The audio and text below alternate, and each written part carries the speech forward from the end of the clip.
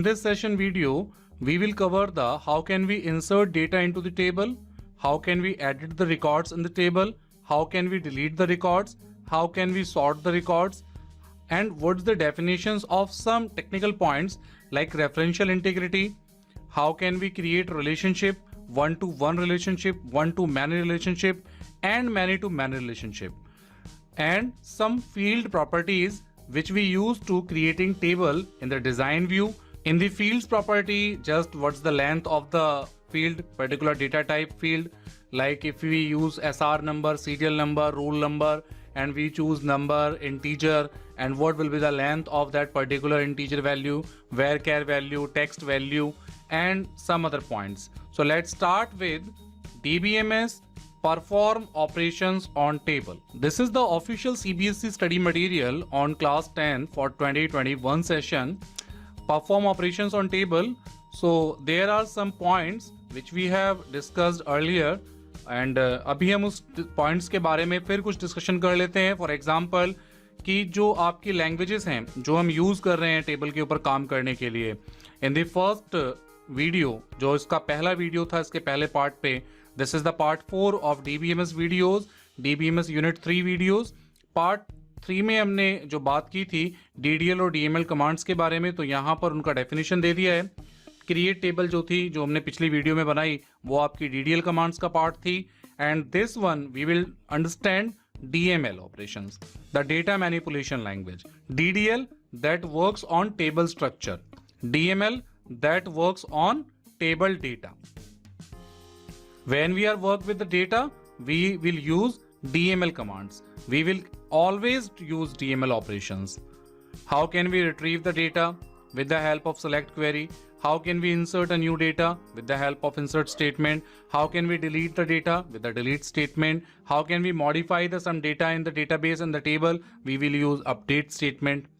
And simply when we create the table, it is the create statement. This is the DDL part. And the select, insert, delete and update. These 4 statement covers in the DML queries. DML का basically work होता क्या है कि जो आपके data पर काम कर रही है. DDL का क्या है जो स्ट्रक्चर पर काम कर रही है. आगे बढ़ते हैं. DML के 2 टाइप्स हैं, प्रोसीजरल और नॉन प्रोसीजरल. प्रोसीजरल टाइप ये होता है कि जब हमें पता है कि क्या डेटा चाहिए और डेटा हमें कैसे चाहिए. User specifies what data is needed and how to get it. हमें डेटा क्या चाहिए और कैसे हमें लेना है ये हमें पता है. This is called procedural thinking, जिसे हम programming high level programming languages में यूज करते हैं. But in the non procedural जो हम सीखने वाले हैं, the user only specifies what data is needed. उसे ये तो पता है कि भाई मुझे क्या चाहिए, लेकिन this is easier for the user. ये यूजर के लिए तो आसान है, but may not generate code as efficient as that produced by procedural language. लेकिन कैसे हमें निकालना है, यानी कि उसमें कैसे की इंफॉर्मेशन नहीं मिलने वाली.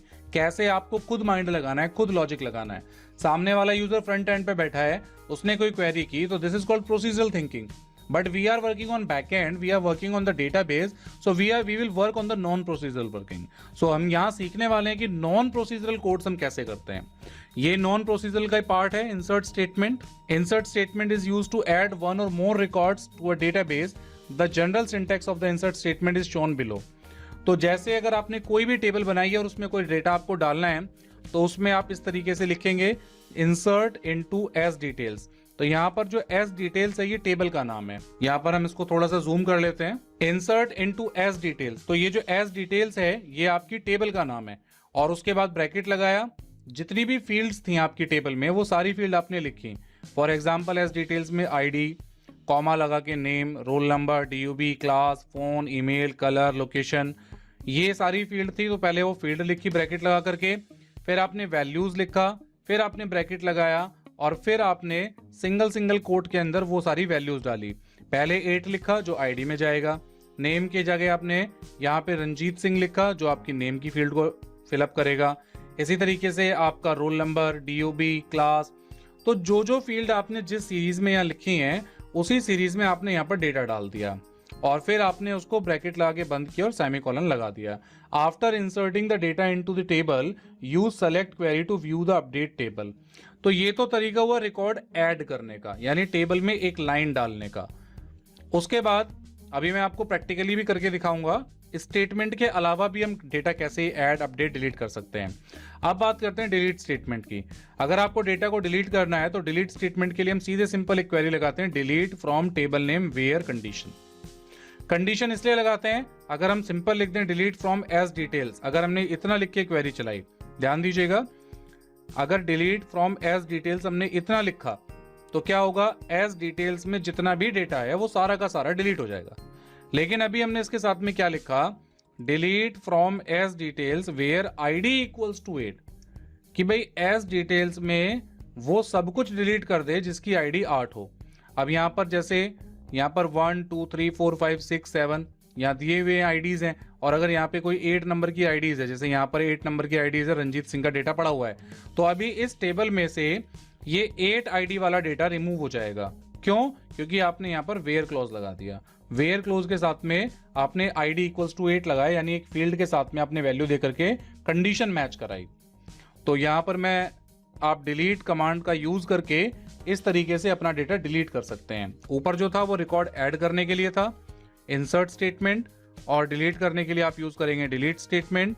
डेटा को सॉर्ट करने के लिए आप कोड भी लिख सकते हैं, और सिंपल आप बिना सॉर्ट जो है कोड लिखे भी A to Z, Z to A, जो आप जनरली एक्सेल में भी करते आए हैं, उस तरीके से भी आप अपने कॉलम को शॉर्ट कर सकते हैं। Sorting means to arrange the data, ascending और डिसेंडिंग ऑर्डर में आपके डेटा को सेट करने के लिए काम करता है। अब आते हैं रेफरेंशियल इंटीग्रिटी। लेकिन रेफरेंशियल इंटीग्रिटी से ऊपर की जो ये तीनों चारों टास्क हैं, हम प्रैक्टिकली देखते हैं। बेस पर आते हैं, ये बेस पे मेरी टेबल है, एड्रेस नाम की एक टेबल है, हमने इस पर डबल क्लिक किया, इसको ओपन करते हैं। अब आप यहाँ ध्यान से देखिए, ये आईडी 0 है, आईडी 1 है, आपको रिकॉर्ड ऐड करना है। वहां पे तो इंसर्ट स्टेटमेंट लिखनी थी, आपने सिंपल यहाँ पे एक नाम लिखा फरहान खान, उसका एक मोबाइल नंबर डाला, उसकी सिटी लिख दी आपने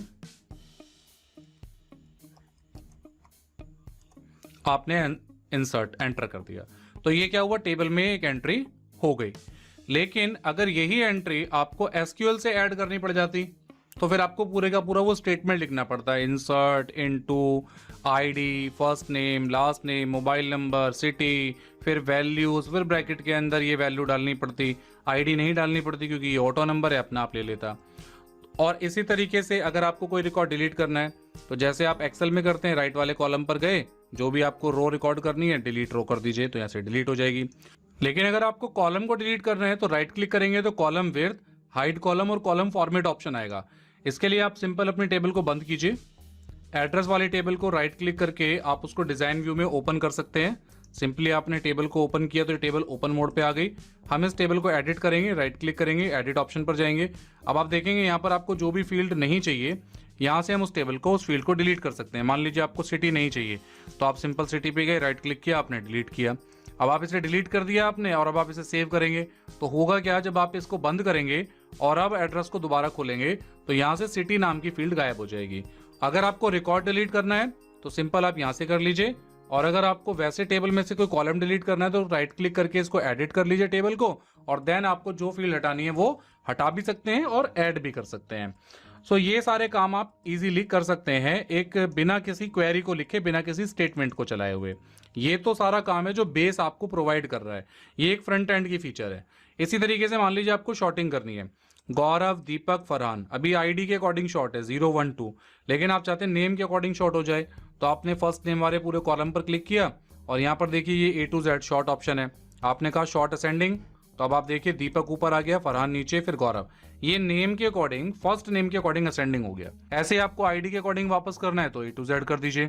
यहाँ पर आप शॉर्ट ऑर्डर भी सेट कर सकते हैं, सिंपल A to Z किया तो ये शॉर्ट हो गया। तो ये काम हो गया शॉर्टिंग करने का। शॉर्टिंग के लिए भी आप कोड भी लिख सकते हैं।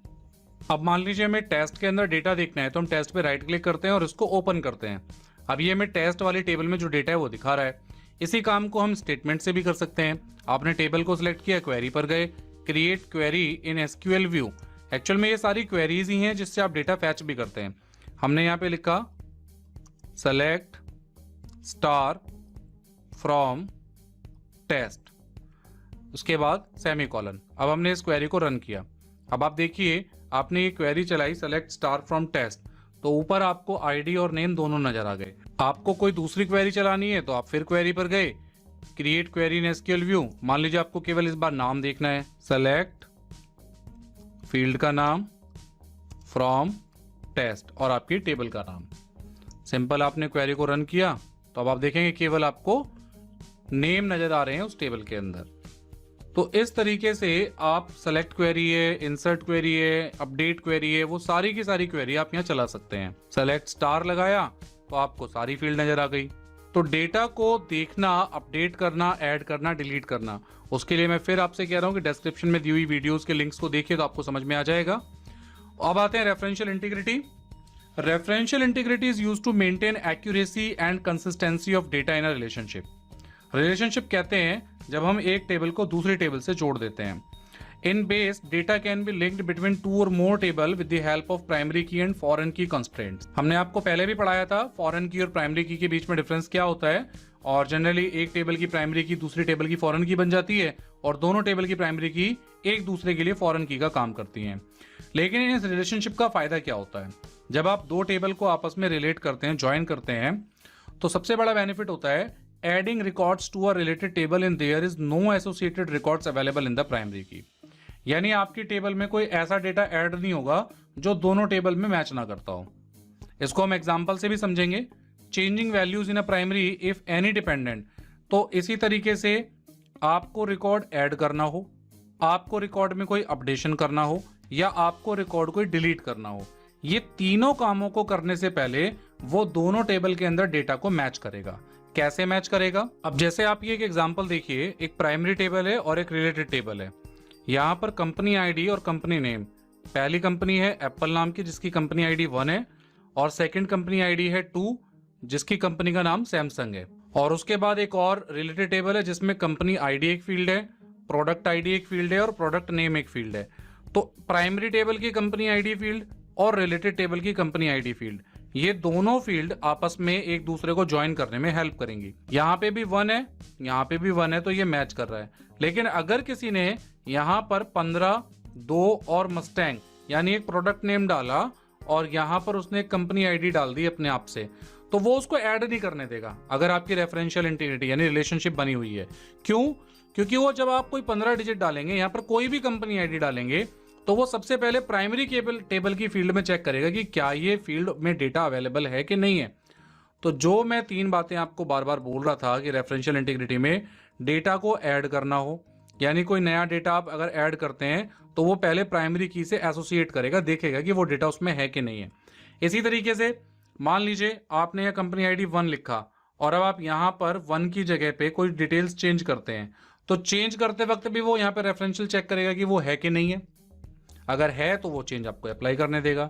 अगर आप डिलीट करते हैं तो आप जब जैसे ही डिलीट करेंगे डेटा, तो यहां पर वो डेटा डिलीट होगा, उसको भी फिर वो प्राइमरी की से एसोसिएट करेगा। तो ये एक मेन बेनिफिट है रेफरेंशियल इंटीग्रिटी से। सबसे बड़ा फायदा यही होता है कि आपके टेबल में डेटा का डुप्लीकेशन, आपके टेबल में किसी भी तरीके की इनकंसिस्टेंसी का होना, ये उसको संभालता है। डेटा आपका बिल्कुल सही फ्लो में चलता रहे, उसको संभालने का काम रेफरेंशियल इंटीग्रिटी कर। तो ये रेफरेंशियल इंटीग्रिटी के तीनों आपके पॉइंट्स हैं। रिकॉर्ड को ऐड करते वक्त, चेंज करते वक्त, डिलीट करते वक्त प्राइमरी की जो टेबल है उससे एसोसिएट करेगा, रिलेट करेगा मैच को आपके डेटा को दूसरी वाली टेबल के साथ में। अब आते हैं creating and editing relationship between table. Table के बीच में जो रिलेशनशिप है वो 3 तरीके की है। 1 to 1 है, 1 to many है और many to many है। इसमें क्या है, रिलेशनशिप किस लिए हेल्प करती है? जब हमें डेटा को सेव टाइम, अगर हमें टाइम बचाना है और हमें अलग अलग टेबल्स पर काम करना है, डेटा एंट्री के एरर्स को भी बचाना है, समराइज करना है डेटा को, रिलेटेड टेबल्स का डेटा को, तो फिर हम ये रिलेशनशिप करते हैं। 1 to 1 में क्या होता है, एक टेबल दूसरी टेबल के साथ में कनेक्ट होती है एक प्राइमरी की के साथ में। 1 to 1 आप देखिए यहाँ पे जैसे सिंपली यहाँ पर दिखाया गया है, select the option is required. हम सीधे ऑप्शन पर आते हैं 1 to 1 रिलेशनशिप के। ये आप एक इमेज देख रहे हैं जिसमें लिखा है एक EMP नाम की टेबल है और एक डिपार्टमेंट नाम की टेबल है। तो EMP आईडी ये प्राइमरी की है इस EMP टेबल की, डिपार्टमेंट में ये डिपार्टमेंट आईडी एक आपकी प्राइमरी की है इस टेबल की। तो ये दोनों आपस में रिलेट हो गई हैं अपनी अपनी प्राइमरी की के बिहाफ पर। तो this is called 1 to 1 relationship, यानी पहली और दूसरी दोनों के बीच में 1 to 1 रिलेशनशिप चल रहा है। वन टू मैनी रिलेशनशिप में क्या होगा, एक पहली वाली में तो प्राइमरी की है, in this relationship one of the table must have primary key column, it signifies that one column of primary key table is associated with all the columns of associated tables. लेकिन अब इस EMP ID को आप किसी भी department वाली table के किसी भी कॉलम से एसोसिएट कर सकते हैं, बस भले ही वो डेटा आपका एग्जैक्ट मैच करना चाहिए। तो ये एक तरीका है वन टू मैनी का। मैनी टू मैनी रिलेशनशिप की बात करें तो इसमें no table has the primary key column, इसमें किसी भी टेबल में प्राइमरी की नहीं है, ना यहाँ प्राइमरी की है ना यहाँ पे यहाँ प्राइमरी की है। अब क्या होगा, अब इसमें सिंपली आपको लगता है दोनों डेटा कॉलम करने मैच करने हैं, तो आप इधर भी एंट्री हो गई उधर भी एंट्री हो गई। तो सबसे बड़ा जो एक ड्रॉबैक है इसका, आप मल्टीपल एंट्रीज इसमें हो जाएंगी, और जब मल्टीपल एंट्रीज होंगी तो आपकी कंफ्यूजन बढ़ जाएगी, कन्फ्लिक्ट्स बढ़ जाएंगी। इसीलिए ऐसे केस में जब मैनी टू मैनी रिलेशनशिप आ जाता है तो फिर एक तीसरी एक टेबल बनाई जाती है जो आपके इन दोनों टेबल को आपस में ज्वाइन करा सकें, लिंक करा सकें, और फिर उसमें कोई एक ऐसी प्राइमरी की एक फील्ड ढूंढी जाती है जो दोनों में कॉमन होती है, ताकि आपके डेटा का डुप्लीकेशन, आपके डेटा का जो एक कंसिस्ट फ्लो है वो फ्लो बन पाए। तो ये मैनी टू मैनी रिलेशनशिप का पार्ट हो गया। रिलेशनशिप रिमूव करनी है, सिंपल आप बेस पे राइट क्लिक करके डिलीट करके रिमूव कर सकते हैं। ये आपका बेस एप्लीकेशन है, टूल पर जाएंगे, रिलेशनशिप ऑप्शन है, यहाँ पर आपको जिस भी टेबल को रिलेशन करना है, मैंने एक ईएमपी टेबल बनाई हुई है, ऐड कर लिया, एक डिपार्टमेंट है ऐड कर लिया, बंद कर देते हैं। जिसको जिससे रिलेट करना है सिंपल आपने उठा के इसको चिपका दिया, ये लाइन खिंच गई तो ये रिलेट हो गया। ये समझने के लिए है फिलहाल कॉन्सेप्ट। राइट क्लिक करेंगे तो आप इसे डिलीट भी कर सकते हैं। तो ये एक सिंपल तरीका रिलेशनशिप बनाने का, one to one, one to many, many to many. उसके बाद यहाँ पर तो एक्सरसाइज इनके अकॉर्डिंग पूरी हो गई है, और हमने भी क्रिएट टेबल को हमने समझा था पहले वाली वीडियोस में। हमने यहाँ पर देखा कि किस तरीके से डेटा ऐड हो रहा है, डेटा एडिट हो रहा है, डेटा डिलीट हो रहा है, डेटा सॉर्ट हो रहा है। तो बेस पे कैसे काम होता है तो हमने इस वीडियो में दिखाया ही रहे हैं कॉन्सेप्ट, कैसे हम काम कर रहे हैं। फील्ड की प्रॉपर्टीज, जैसे कि आप कोई भी फील्ड डिफाइन करते हैं, ये बेस एप्लीकेशन आपने खोल ही लिया, टेबल है, हम टेबल को मान लीजिए एडिट करते हैं, ये एड्रेस वाले टेबल को हम सिंपल एडिट करते हैं। अब आप देखिए ये फील्ड है आईडी में इंटीजर रखा। अब इंटीजर की ये प्रॉपर्टीज है, ये कहते हैं फील्ड प्रॉपर्टीज, जिस पे लिखा है ऑटो वैल्यू रखना है, यानी अपने आप उसमें नंबर आएंगे, लेंथ क्या रखनी है, उसका फॉर्मेट कैसा रखना है। तो ये 3 तरीके की डिस्क्रिप्शन हम फील्ड की प्रॉपर्टीज में डालते हैं। किसी भी फील्ड में अलग अलग प्रॉपर्टीज होती हैं, और अलग अलग प्रॉपर्टीज के हिसाब से हम उनकी चेंजेस करते हैं। यानी फील्ड में क्या क्या बिहेवियर्स हम चेंज कर सकते हैं, this is called field properties. यहां पर हम ओवर करते हैं सेशन 3 जो यूनिट 3 का है, और अगली वीडियो में पार्ट 5 में हम बात करेंगे डेटा को हम किस तरीके से रिट्रीव करने वाले हैं। लेकिन इसमें डेटा को रिट्रीव करने के साथ साथ और भी बहुत सारी चीजें हैं, जैसे डेटाबेस में से डेटा को रिट्रीव करने के लिए क्वेरी लिखा है, तो यहां पर हम सीखेंगे बेस में किस तरीके से क्वेरी बनाएंगे विजार्ड्स के थ्रू।